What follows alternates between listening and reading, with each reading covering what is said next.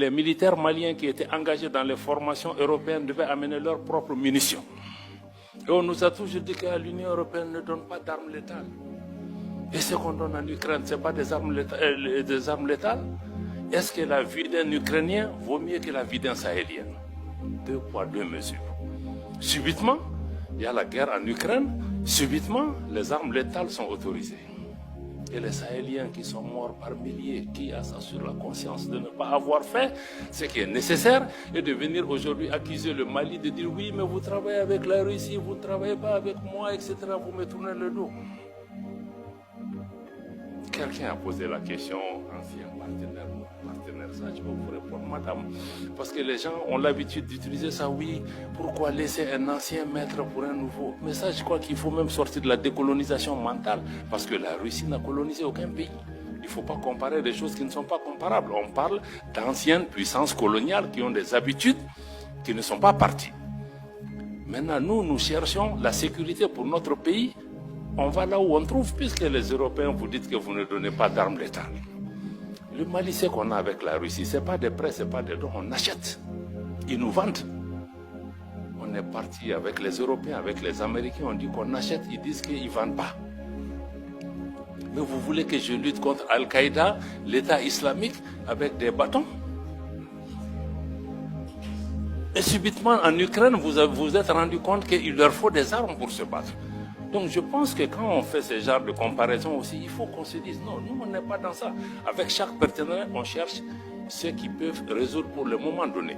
Si c'est la Russie qui peut m'aider sur le plan militaire, je ferai. Si demain c'est les Américains qui font mon affaire sur le plan économique, je ferai. Si c'est demain les Turcs qui peuvent... Donc moi je pense qu'il faut que les gens comprennent que nous sommes dans ce schéma. Parce que quand le Mali a voulu choisir, on nous a dit que non, vous ne pouvez pas choisir. On dit aux gens non, tu viens dans ma maison, mais tu me dis que moi je vais dormir dans telle chambre, tu chasses ta femme et ton ami, ton voisin ne viendra pas chez toi. On était dans ce type de choses. Quelqu'un dit oui, la souveraineté, on en a parlé pendant des années.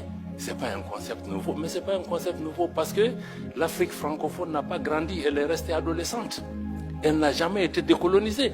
Pourquoi on a 6 coups d'État dans des pays francophones et pas dans des pays anglophones?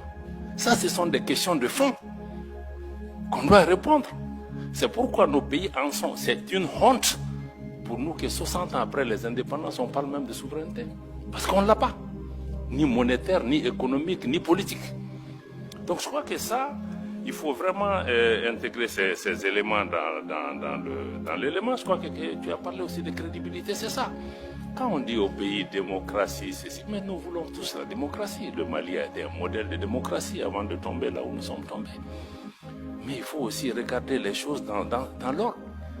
Mais vous disiez, bon, les pays où il y a eu le coup d'État, on parle de qui? On parle du Niger, du Mali et du Burkina comme s'il y a eu des coups d'État que chez nous. Mais les autres là, il s'est passé quoi? Pourquoi personne ne s'interroge? Pourquoi personne ne s'interroge de l'absence d'élection en Ukraine? Pourquoi? Grande question encore. 2 poids, 2 mesures. Donc je vais revenir un peu, tu as raison, l'industrialisation, la transformation, c'est la clé. Même nous, tout ce qu'on est en train de faire sur la sécurité, ça sera nul si on ne répond pas aux attentes de cette jeunesse, les emplois, les transformations qu'il faut. Je n'ai pas le temps de développer par rapport à ça. Aurélien l'a dit, si on veut parler encore de double standard, je l'ai dit encore au déjeuner avec les gens, j'ai dit, mais on a des organisations où, quand les chefs d'État sont assis, on ne leur dit rien. Ils font tout ce qu'ils veulent. Mais quand il y a un nouveau qui a fait un coup d'État, on s'abat sur lui avec toutes les armes. Mais ceux qui sont là souvent aussi qui créent des conditions pour qu'il y ait même des coups d'État et des troubles chez eux. Mais il faut que les chefs d'État qui sont en face de leur père aient le courage souvent de leur parler. Parce qu'on ferme les yeux jusqu'à ce qu'un militaire vienne tomber dans la sauce et puis on se réveille subitement. Donc c'est ça le problème. Donc il y a des coups d'État aussi institutionnels. Il l'a dit, il ne faut pas avoir peur du mot. Donc d'autres font avec les armes, mais d'autres sont très rodés dans d'autres types de façons de faire. Les deux conduisent souvent au même type de